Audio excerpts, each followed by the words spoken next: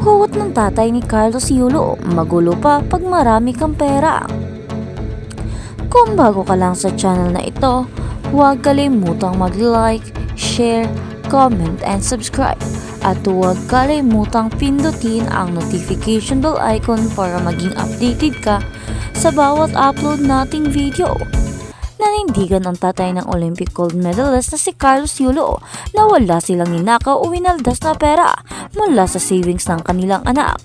Sinamahan ni Ginoong Mark Andrew Yulo ang asawang si Angelica Yulo nang umarap ito sa media kahapon upang tuldukan na ang lumalalang issue sa kanila ng anak na si Carlos. Dito humingi siya ng tawad sa anak na atleta at sinabing wala siyang masamang loob intensyon sa mga nasabi dahil nais lamang niyang mapabuti ang kaniyang buhay. Pagkatapos ng papresko ng nanay ni Carlos kasama ang kanyang legal counsel na si Attorney Raymond Fortune, nakausap din ng press si Mark at nagbigay din ng pahayag tungkol sa kontrobersyang kinasasangkutan ng kanilang pamilya. Kuwento ng tatay ni Carlos, 2022 pa lang daw ay may tampuhan na ang kanyang asawa at anak dahil sa girlfriend ng binata na si Chloe San Jose at hindi raw pera ang pinag-ugatan ng lahat. Paglilinaw niya, base sa ulat ni Gorgie Rula, 6 million pa lang yung pera niya, di naging 11 million. Hindi na obos yun. Bakit namin nanakawin yan? Kung nasa amin yung pera, sana umalis na kami sa looban. Sana may mga account na kami. May kotse na. Wala nga kami. Nagko-commute lang kami. Sabi pa ng tatay ni Carlos, kahit wala naman kami, sanay naman kaming walang pera. Sanay kami sa problema. Sanay kami sa kahit ano lang ang kinakain namin. Sanay kami sa asin. Gusto ko sana yung masaya lang kami. Gusto ko nga sana mabalik yung dati. Kaya lang ngayon, magulo pala kapag ganito. Kapag marami kang pera. Gusto ko yung bago siya sumikat noong 2019. Gusto ko yung masaya lang kami. Masaya kami, kumakain kami sa labas. Lahat naman yan mag-aasawa, mga anak. Pero ang gusto ko yung bonding lang masaya, sabi pa ni Mark. Ang ipinagdarasal daw niya araw-araw ay mag-ayos na sana ang mag-ina dahil napakahirap para sa kanya ang makitang pinagpepistahan ng publiko ang kanilang pamilya. Kanya na lahat iyon and sometimes rewards mula sa pagkapanalo sa 2024 Paris Olympics.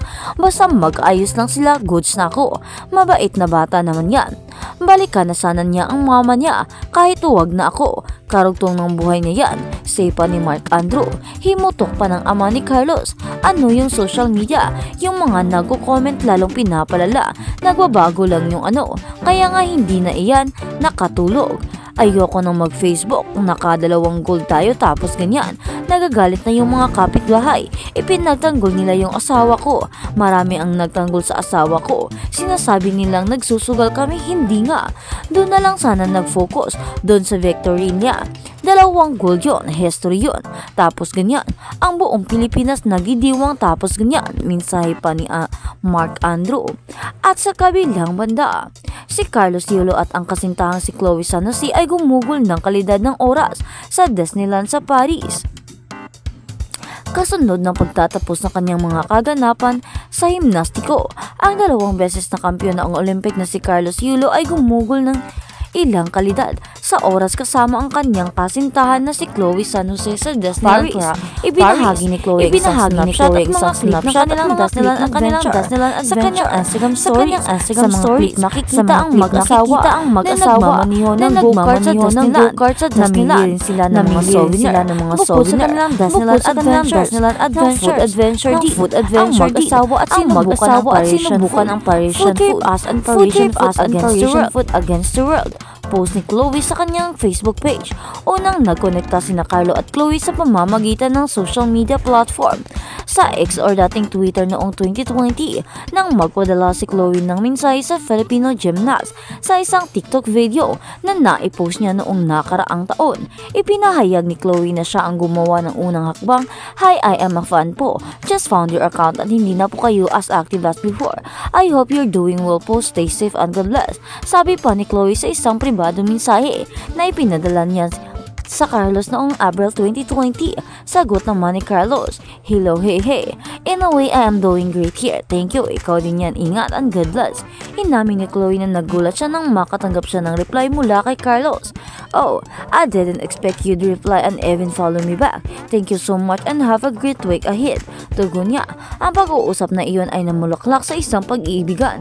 Sa una ay nasa long distance relationship sila dahil nakabase si Carlos sa Japan. That time, habang nasa Australia si Chloe, una sila nagkita ng personal makalipas ang 2 taon sa Vietnam. Sa 30th Southeast Asian Games, ipinagdiwang ni Carlos at Chloe ang karaan ng atlet sa Seoul noong Pebrero. "Pinakamaligayang kaarawan sa lalaking pamumuno sa aking puso ng labis na pagmamahal. Higit sa naisip kong posible. Labis ang aking pasasalamat sa pagkakaroon mo bilang aking tao. Magkasama walang bagay na hindi natin makakamit. Nagdala ka ng labis na kagalakan at init sa aking buhay. At dahil doon ay labis akong pinagpala. Salamat, El." Sumulat si Chloe sa kanyang Instagram noong Pebrero. Nagpatuloy siya, "Batiin ka ng isang banal na taon na puno ng iyong pinakamalaking mga pangarap, mga pagpapakita ng nabubuhay, tagumpay at hindi mabilang na mga pakikipagsapalaran. Maligayang kaarawan muli, aking pinakamamahal na si Adriels. I love you so much." Higit pa sa kanyang ipapahayag ng mga salita, "Forever yours." Tinapos ni Carlos ang kanyang paglalakbay sa Paris Olympics na may 2 makasaysayang panalo. Noong nakaraang tapusan ng linggo, nasungkit niya ang gintong medalya sa men's artistic gymnastic for exercise finals at sa vault finals. Siya ang unang Pilipinong nanalo ng 2 gintong medalya sa Olympics. At sa kabilang banda, nakipag-usap si Carlos Yulo kay nanay dahil sa pera. Kasintahan Carlos Yulo Paris Olympics 2024, gintong medalya gymnastic.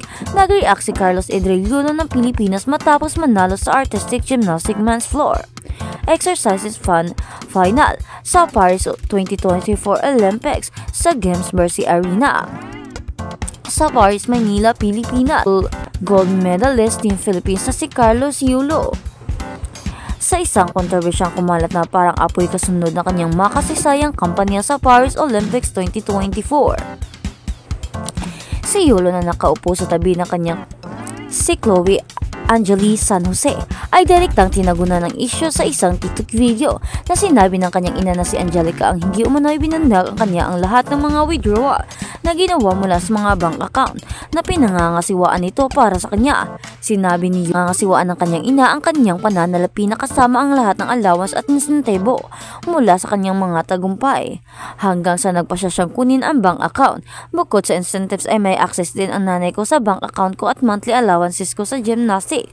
Nang sa wakas ay makontrol ko na ang bank account na iyon, nalaman kong inuubos niya ito. I have the bank statement showing the withdrawal she made. Sabi pa ni Yulo sa Pilipino. Nakipag-usap si Carlos Yulo kay nanay dahil sa pera. Kasintahan sa patong nakarang linggo, itinatapos